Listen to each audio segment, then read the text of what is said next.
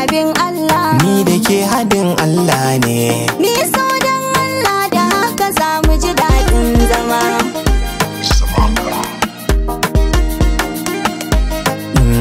Abin Allah mi zaman mu dan Allah. Ki so wanda ya so ki yadda za ki ji daɗin zama. Abin Allah zuciyarka na ɗauka, karamcin ka gare ni ke saka na ji daɗin zama.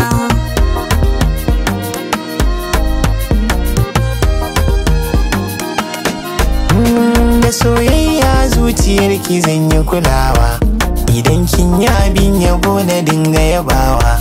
Hawaye ya zubo idan ki zan yi tarewa, farin ciki ya mamaye ki duka kusurwa. Iya wuya muna a tare ke ɗetawa, zan tattara komai gare ki in yi dukan hidima.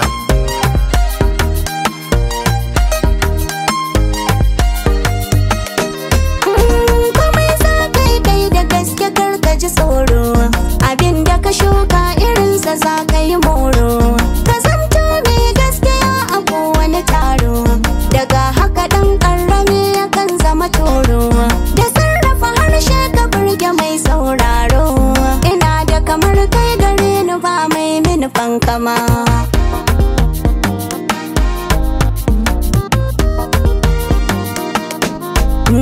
Tsaya ka tuna so na gaske na wahalar samu, hakan na gano mu ko babu mai bambanta mu. ka ce na ɗano Kar mu damu dan an zage mu, taho mu gino. ai tsiran cikin dutse ne mu. Iya wahala babu wanda zai san cikin mu, A haka muke shi yasa da ke ni na damu. a bayan mu za mu goye 'ya'yan cikin mu. Ina son haka gani ga ki za mu ji daɗin zama. Mi zaman mu dan Allah. Da haka za mu ji daɗin zama.